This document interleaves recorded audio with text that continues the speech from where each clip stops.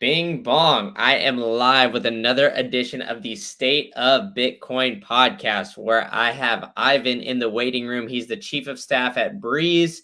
And if you haven't heard of Breez just yet, you should definitely check them out. They're a podcasting 2.0 app. They've got point of sale. They got a bunch of different stuff all around the Lightning Network. So we're going to dive right into that and talk a lot about, the Lightning Network and some great stuff around Bitcoin. But first, if you haven't already, give this video a like if you're watching on YouTube. Subscribe wherever you get podcasts and subscribe to the YouTube channel. It'll really help me out, help the show grow, and help me reach that 1K mark. I'm inching up on that. So please help support the show. And everybody who's already done that, the support is greatly appreciated. And shout out to my sponsors. I'm rocking the shirt. It's a little wrinkly today, but I got the Pleb Lab tee on. So shout out to Pleb Lab down in Austin. They just released an amazing Nostr devs course. So if you're not a developer, but you want to learn, go ahead and check that out at pleblab.com. You can find their Nostr devs course there. They even got it on Oshi for like $30 and you get sats back. So, I mean, like, what are you doing at this point, right? And if you're in Austin and you're attending BitBlock Boom, and you haven't bought your ticket yet, use promo code Green Candle. That's all one word. You can get 10% off your entire order. Get that. Get a Nomad Pass from Pleb Lab because they have a bunch of different events. You could stay and hang out there the entire week before BitBlock Boom. Hang out with a ton of Bitcoiners in the Mecca of Bitcoin, Austin, Texas, and the number one hacking space, Pleb Lab. So shout out to all those guys. Now, enough from me. Let's stop making Ivan wait. Ivan, man, how you doing today? Doing pretty well on my side of the pond. Yeah, it's a little late over there for you, but I appreciate you, coming in here and, taking some time to chat with me. But for those who don't know you, I did a little brief intro. Why don't you tell us a little bit about yourself and give us the Orange Pill story? How did you find Bitcoin?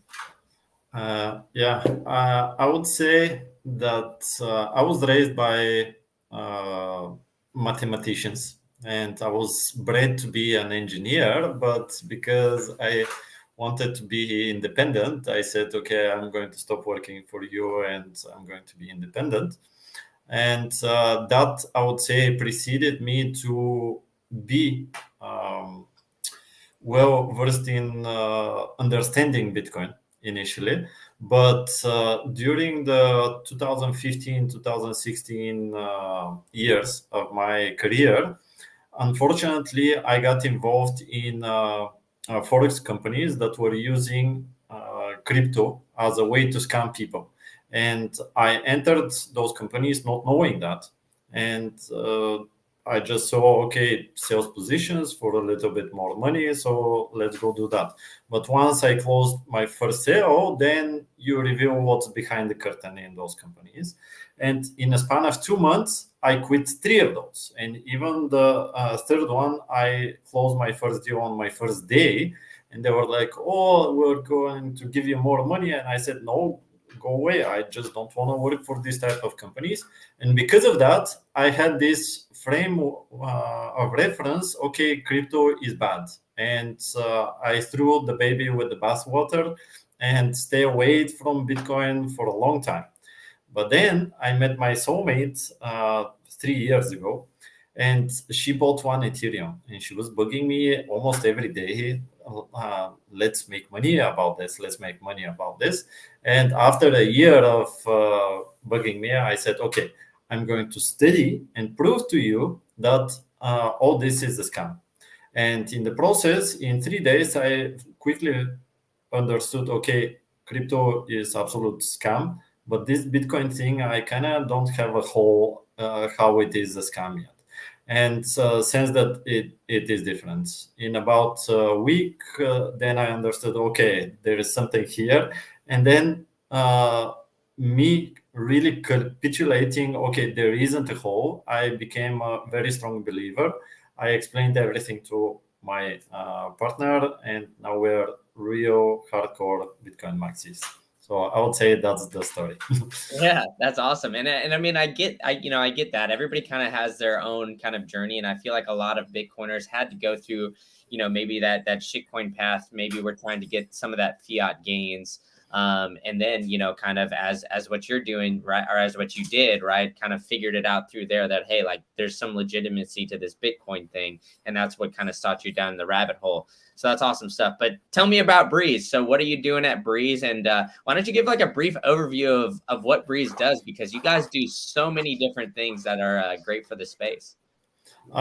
Yeah, I would say the company is founded by three Bitcoin OGs, and they're engineers and software engineers.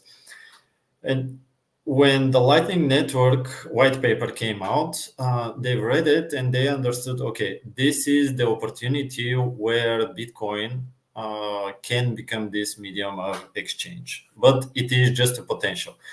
And in order to make it a medium of exchange, obviously we need microtransactions and we need instant settlement and everything to be in such a high frequency that the Lightning Network enables. But it was just a potential. The infrastructure, how you do it, it's really hard. And 5 years ago, it was non-existent to what is available now. But they came from the very right perspective how to think about this problem to solve it and how to match it with the internet. Right now, we're connected in this podcast through the internet. But what that thing means is that I have a browser and a device on my side that is connected to the internet. Behind this device and this browser on my side, it is a internet service provider that is taking care of the routing, the cables, the Wi-Fi, all the complicated infrastructure things that are happening behind the scenes. And we, both of us, have no idea, but it's extremely easy for us to connect and just use it. And that is the framework that the Breez founders foresaw. That is how the Lightning Network has to be in order for people to mass adopt the instant settlement Lightning Network. It has to be this extreme complexity has to be taken care of Lightning service providers in the back end. All this complexity to be taken care of, but you have to have a simple device where you access the Lightning Network and you send and receive Satoshis through a particular interface, which could be an app or a browser or whatever it is. And that's the framework that they set for it. And that's why they coined this term Lightning Service Provider. So a Lightning Service Provider is somebody that is taking care of opening a channel, closing channels, balancing liquidity, on and off chain interoperability, setting up fees, optimizing everything, connecting to. So all of that thing that is completely, how do I say? Non-custodial? Not no. Yes, a non-custodial is part of the problem, but I'm saying the user, they don't care about that. They just want, I want to send money or receive money. That's what we want, all of us. I don't want to take care of opening a channel to connect to that person, to be online all the time, and all the stuff that the Lightning service provider takes care in behind the scenes. So that's how the whole Breez company came to be, and that's how it envisioned that a lot of companies need to become the equivalent of internet service providers to become Lightning service providers, so the users can benefit. Because if all of us has to set up our own Raspberry Pis or our own servers and to take care of that, only the dev guys and the very technical people will use it. And that's not what we want. We want 8 billion people to be in the Lightning Network. So we need all those companies, and Breez is the first company, I would say, that coined this term, Lightning Service Provider. And now other companies are specializing, whether it's in a gaming industry or another industry, to optimize all that complexity for a particular niche. Yeah, and that's great stuff. So, how long have you been with Breeze, and how I guess how is the experience going, right? I mean, because like working in the Bitcoin space is a little bit unique, especially when it comes to the volatility, kind of riding the waves of all this. And yeah, I mean, the Lightning development over what the past it started, I believe, in 2017. So the past like 6 years has just seemingly blown up, and it seems like the popularity around Lightning and a lot of companies are popping up. So, how's it kind of working for one of the, I guess, Lightning OGs, so to speak? I would say that I'm very humbled that they chose to go with me because I'm not a developer. I'm the first full-time non-developer person in the company, but I just had the chance to make an impression on Roy, and they were looking for a person that is fairly versatile about everything else because the CEO of the company was taking care of marketing, charts, everything but development was on his shoulders. And they came to that point that, okay, I want to offload some of that and we need that person. And luckily, I made an impression and I'm proving myself every day to be on this real true vision and mission that self-sovereign 8 billion people. And when I was looking to work in the Bitcoin space, I really wanted to be a Bitcoin only company. When I applied, the tough thing in the beginning for me was, okay, you're really not about the mission, you're about making money. And I really didn't want to go that route. I mean, doesn't it's not the reason that I'm in Bitcoin. And when I met with Roy and the team, and every single day when I look back at the interview, I said that I fairly understood the Lightning Network, but I knew nothing 5 months ago. And now it's just every day is an exciting day.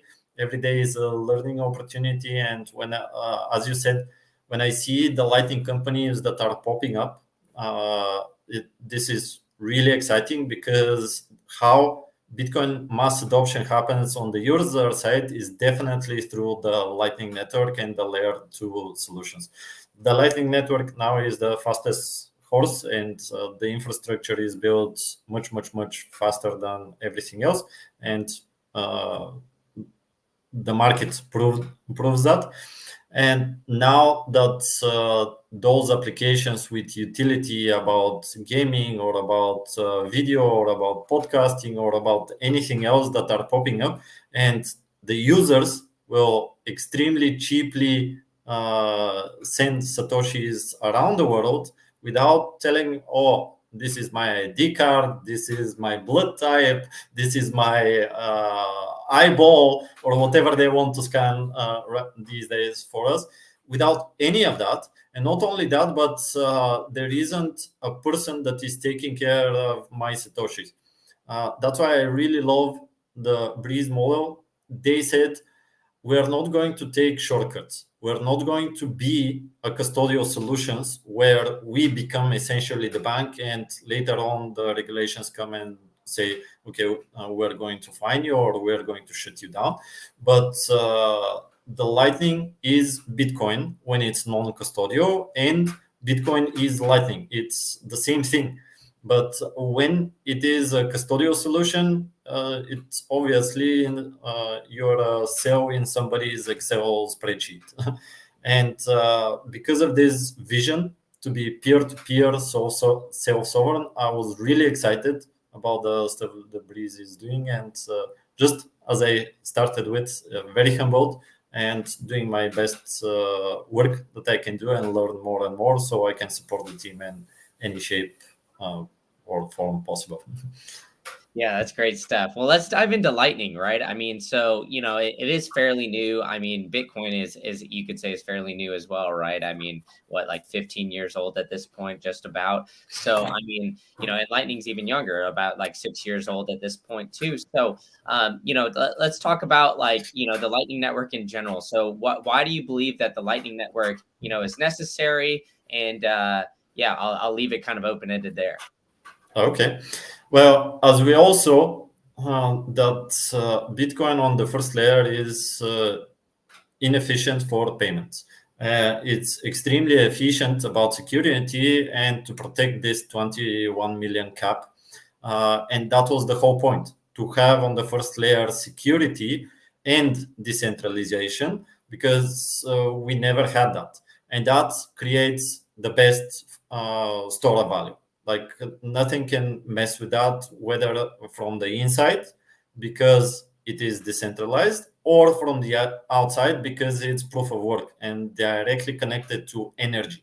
You can't cheat energy. Like I'm going to print energy and say, oh, I have more energy than I actually do. You can't cheat the laws of the universe about that. And because of that, it's really the best and the only scarcity, in my opinion, real true scarcity about monetary units, definitely. But uh, it sacrificed this scalability.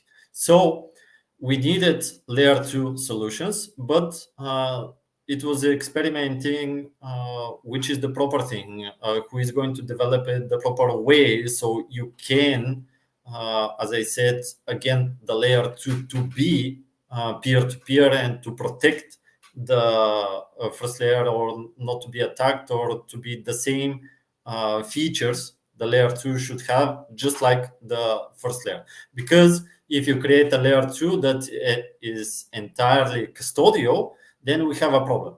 Like over time, it will leak into this layer 2 and custodial solutions, and we saw what happens with gold. And it will happen the same thing with digital gold that we say Bitcoin is. But now that we have this instant settlement on the layer 2 microtransactions, now we can talk about medium of exchange, and now we can facilitate global trade, because now we don't have free markets around the globe. We have this country that says, okay, the not the dollar is kind of accepted everywhere, even though there's taxes or all sorts of friction between countries. But when you have something that I can send to you in Canada right now in seconds, without anybody involved in the middle, satoshis directly, that means for the first time we have a global economy without the frictions of the current system, whether it's 2% on the card fees, or whether it's the friction about sending the gold physically to you, or any other type of friction. And from the engineering point of view, the wheel was a great success, because dragging something over the land was with extreme much more friction than with the wheel, and that's why it was a great success. The same thing will happen with the Lightning Network, obsoleting all the systems that are going to try to compete with Lightning. Whether you completely scrap your system and you make it even better than Lightning, you just don't have any chance. And at this point, nobody is catching up to the Lightning Network, millions of transactions, and the best thing that we have is like 24,000 for Visa a second. It's just nowhere close, like order of magnitude better. And with Visa, that's just on the frequency, how much you can send. When we add, okay, I can't send anything to somebody that doesn't have a bank account. I can't send anything. I can send somebody, let's say in Israel, but I have to ask permission on my bank. They have to wait, and all those other frictions. Like, it's again another order of magnitude better.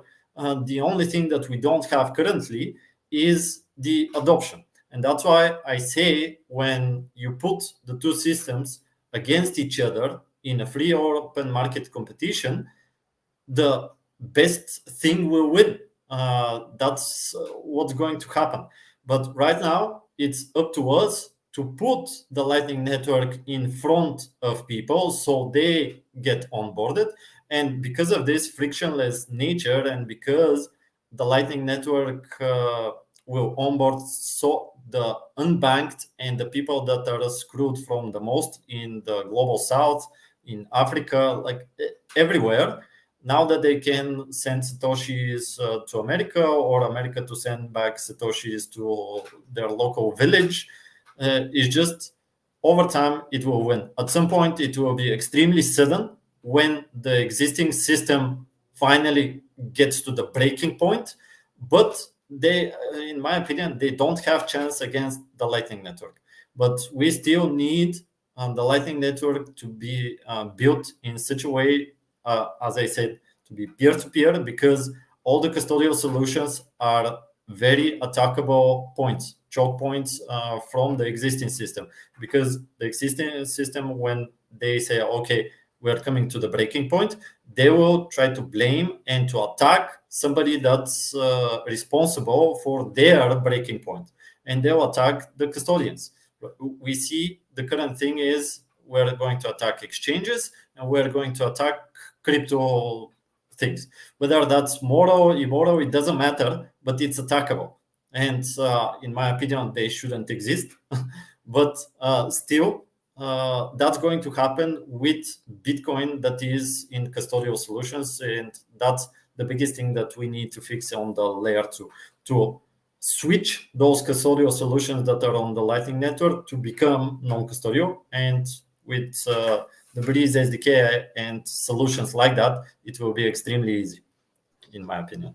Yeah, no, that's great stuff. And I agree 100%. They're starting to attack, a lot of the custodians, whether it's like, the choke point 2.0 is what they're calling it in the United States, like attacking the banks that allow you to deposit into these exchanges, and, kind of not indirectly, attacking the exchanges as well.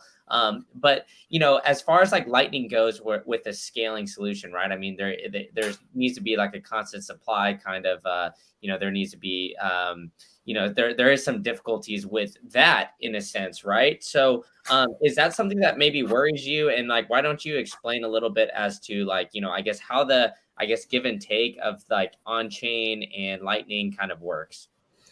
Yeah.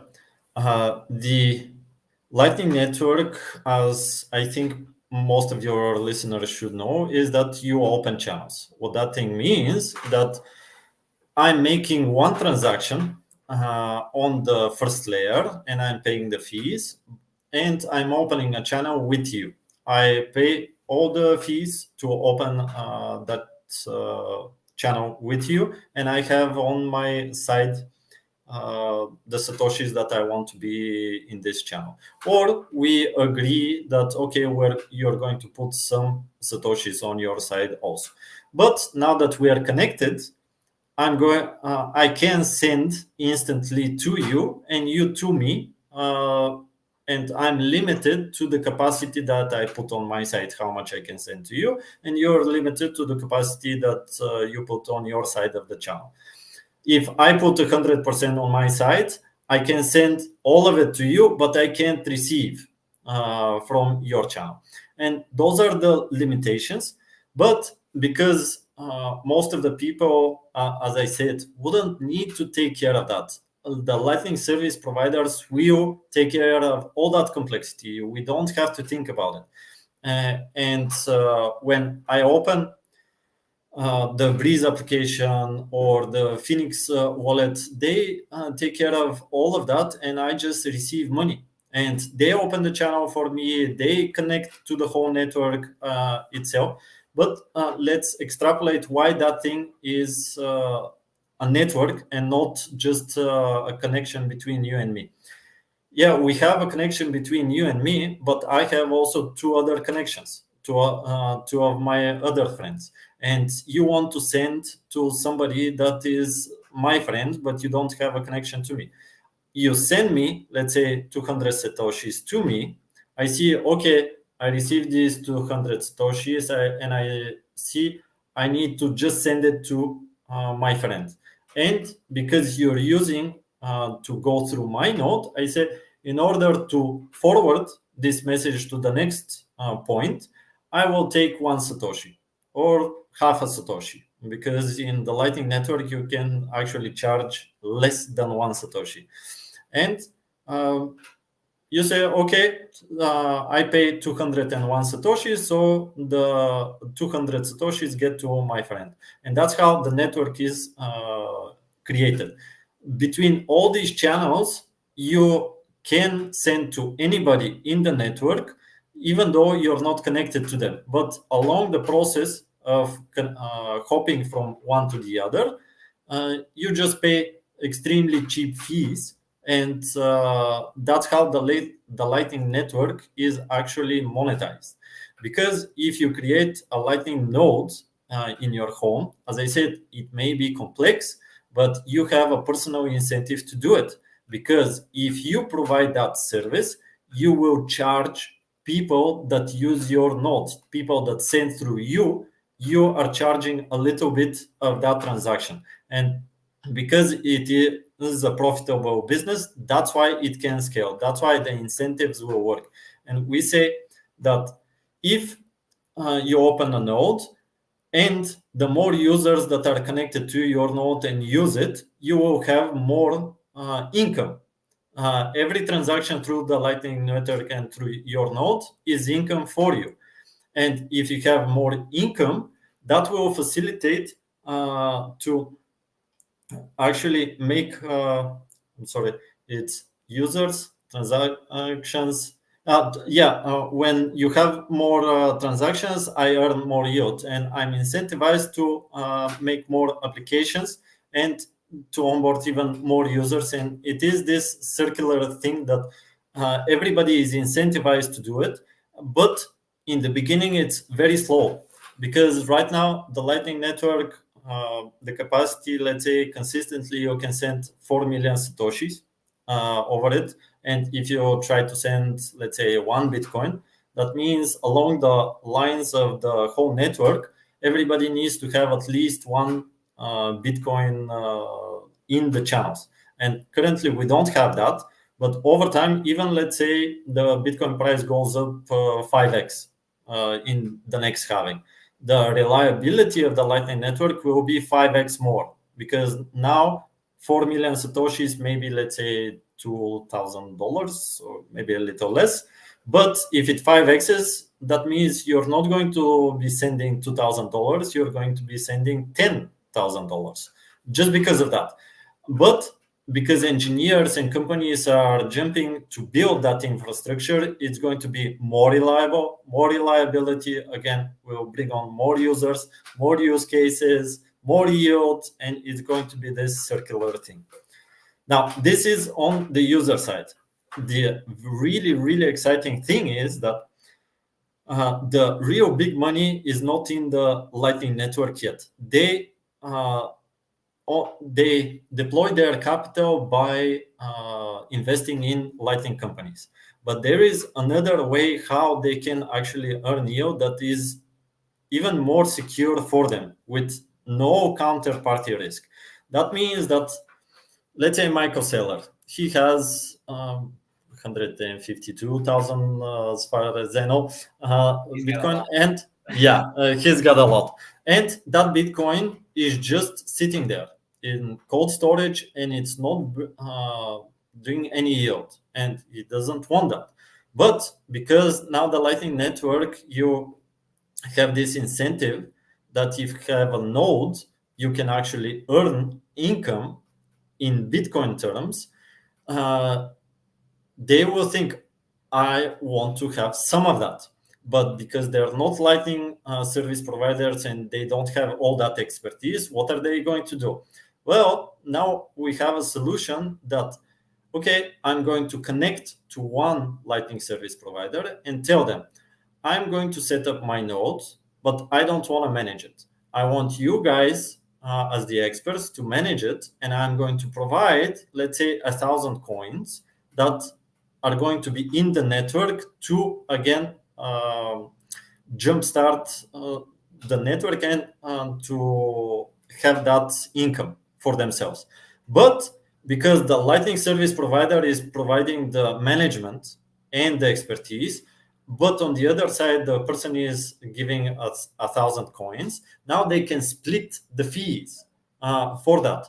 And that thing was not available up until this point, but now it is available. And people that are whales that have in cold storage, now they will have to think about, okay, do I want only to have cold storage, or am I comfortable enough to put, let's say, 5% of my Bitcoin and connect to this Lightning service provider? So on this 5%, I can have 2% income yearly, and I have additional income that is streamlining passively, almost passively to me, but it will again completely change the behavior of what's passive income, in my opinion.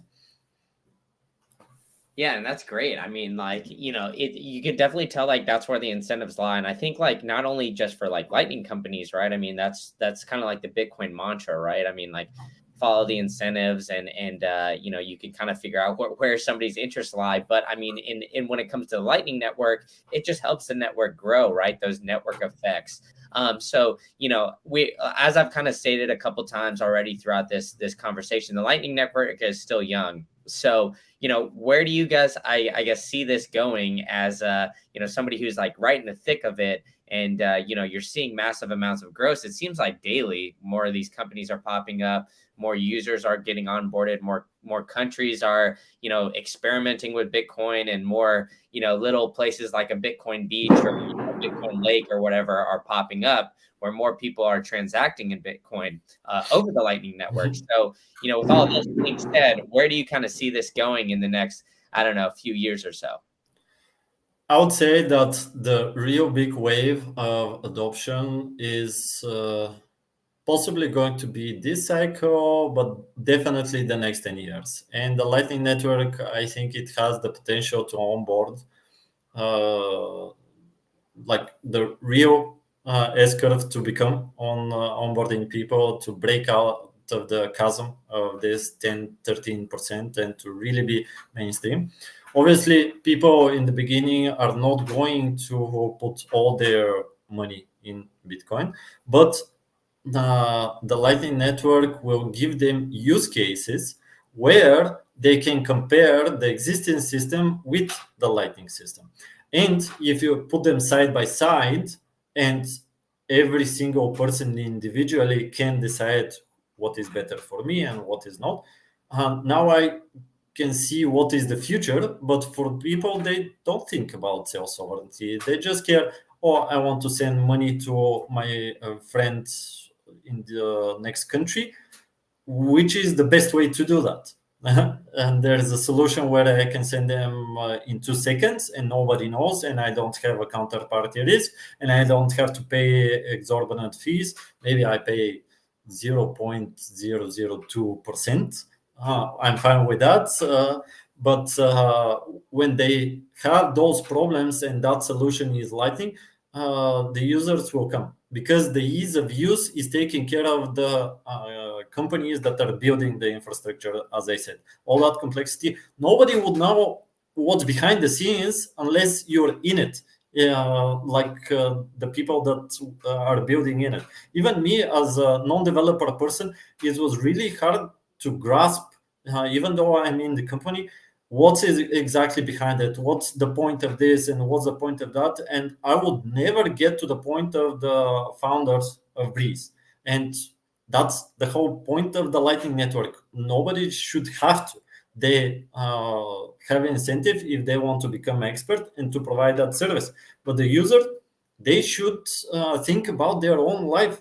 They shouldn't think about, I need to be an investor, I need to make a scheme so I can send my mother back home the money that I earned, and just because I'm sending it, she receives 30% less, or whatever the use case is in Nigeria, even more. They rob the people, but that's the whole thing. The use cases for the Lightning Network are coming out for the users now.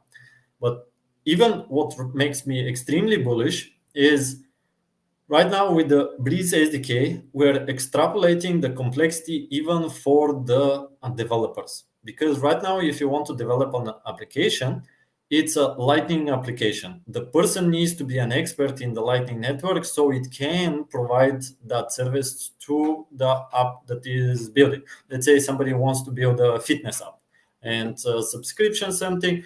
They need to understand what's the Lightning Network, all the things that I talked in the beginning, opening, closing channels, reliability, connecting to the proper nodes, all that. And people are doing it when they are on the mission. But right now with the SDK, that's where we're going as a company. We don't want to be this interface as an application, but we want to be the backend. So we provide an SDK to somebody that has no clue about the Lightning Network, and but it is a developer, and he can build that fitness app. And we say, okay, plug in this SDK, and now you can send satoshis and you can receive satoshis. And he has no idea about the Lightning Network. Again, all the use cases that are in the world. Imagine what would happen if every single application on the iPhone or the Android or whatever the device is can be connected to the Lightning Network with 5 minutes to 10 minutes of coding.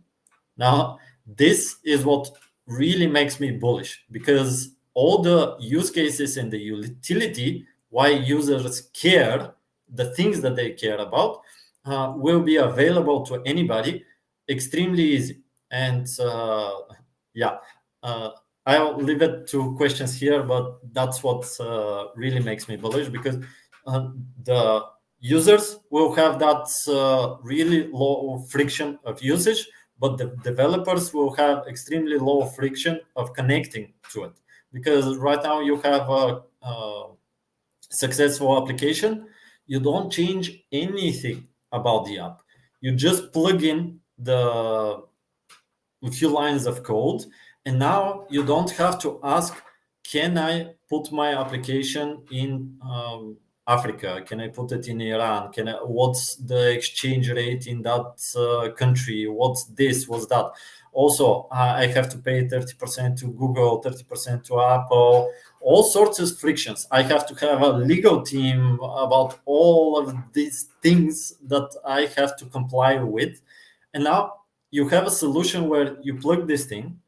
You don't need to ask anybody. It's in the cyberspace. You don't have to provide custodial services to your users, because it's non-custodial. Everybody in your application is their own custodian. You don't have to ask for IDs, KYC, nothing. You don't limit the usage of how much and how they interact, because it's peer-to-peer and you have no anti-money laundering stuff. And how can you compete with that? Either you make a better product than the Lightning Network, or over time, people will start using the better solution. Yeah, and I agree with you 100%. Like I think like as you lined it out, right? I mean, the Lightning Network is extremely powerful, and I think the more and more that people can use the Lightning Network, the easier of use to code on top of it. I mean, the possibilities are essentially endless, right? I mean, like we don't realize how much payments really, affect almost everything until, people are kind of hit with it, right? I mean, and if you're not paying for something, generally speaking, you are the product, whether it comes with like your data, all that kind of stuff. So it opens up just, endless possibilities with, companies, creators, all kinds of stuff. So, out of the things that Breez does, right? I mean, what do you think, I guess is the first thing that kind of like blew your mind, right? Because there's so many different things that you guys do as a company that makes it so easy to use for the user to not even realize, hey, like, there's so many X amount of open channels, closed channels, all that kind of stuff, as you've kind of described in the back end. So, when you kind of first came on and you kind of, I guess took a peek under the hood as to what Breez does, what was, I guess, the most impressive to you, just kind of getting into it? I don't know if it was the most impressive. Okay, the most impressive, I'll definitely say, is that the foresight that the founders had. Because 6 years ago, just from a few pages, yeah, of the white paper of the Lightning Network, to have that vision and to say, okay, I'm going to make this possibility a reality. I would say that's the most impressive thing, the actual team. But I was extremely excited when I started, before I realized all that complexity and to be impressed by the team, that I was thinking, okay, so I talk to one merchant and I want to pay with Bitcoin, and all these problems that are currently there, should be a easy solution, because for that merchant to accept Bitcoin. But you can't have a solution where, okay, he just has a wallet. That means that he has to calculate every single time how much are the sandwiches, how much is the beer, how much is everything in that moment in time of Bitcoin price, and how much he needs to charge me. There needs to be a solution. And when I thought about that, I said, okay, but there is another problem, that if you're a restaurant and you have employees in the restaurant, you don't want your employees to be able to spend the satoshis that they earn, even if you create this system. And when I joined the team, I found out that they already created this point of sale system where you can put all the menus, the sandwiches, the beer, water, whatever you want. It's absolutely free to the user. It's absolutely free for the merchant. You just need, I don't know, to create a CSV file to import it into the Breez application. And they created a manager password where you every single, let's say, server in the restaurant can accept Bitcoin, but only the manager through the password can spend Bitcoin. And I was really excited about that, because I wanted to onboard venues and merchants in my city so I can do that. And when I saw, okay, I already have a solution that I can tell them, install this for free, and I will pay you right now. And that merchant doesn't have a POS system because it's too expensive. I was really excited about that particular thing. Yeah, and that's overall just like great stuff, right? So I mean, it is really exciting, about the merchant side of things. But we've kind of gone over what you think of, the Lightning network. What the possibilities can be for, in the next, I guess 5-ish years or wherever the time period may be. But what makes you most bullish, I guess, going forward on the Bitcoin space as a whole, right? I mean, we've talked about at the Lightning Network at this point, but it seems like there's a lot going on in Bitcoin in general as well, not only Lightning, and that's only like a subset of everything. So in the Bitcoin space, what makes you most bullish going forward? Taking one from my good friend BTC Sessions over there. I would say, uh, I would say it excites me how easy it is on all fronts. And I think this beast that we call Bitcoin is really attacking. And I wouldn't say it's actually attacking, but it's healing the fiat system. And uh, the fiat system takes it as it is attacked from everywhere, because people are fixing the spot ETF through the banks because people want it. They are fixing the accounting system. The FATB is something in America. They want this. They want Lightning application. People want these kinds of things. They have those type of problems, and if the pain is high enough, that will be the first thing that is fixed. And when you compare that to the existing system, they just have no chance. And not only no chance, but if they continue to resist and continue to fight, they will exacerbate. Not sure if that is the word, but they'll amplify the problems that they have. And not only that, they'll amplify the problems that they have, but they are attacking their own systems through inflation. And I would say all the things that are providing solutions that are frictions in the current system, I would say that is what makes me bullish.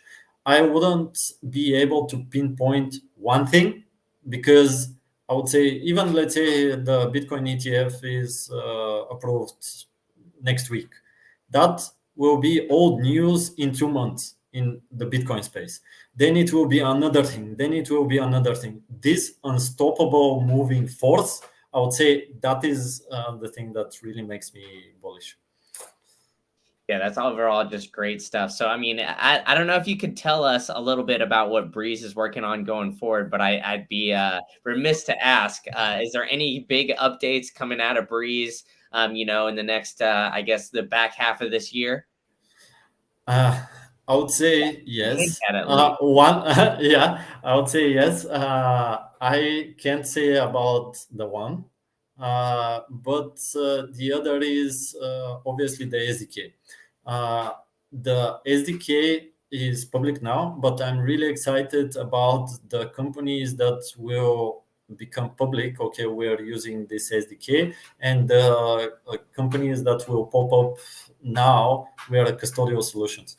Now you have this use case, whether, as I said, just as an example, somebody creates a fitness app, it will be available just because they put a few lines of code.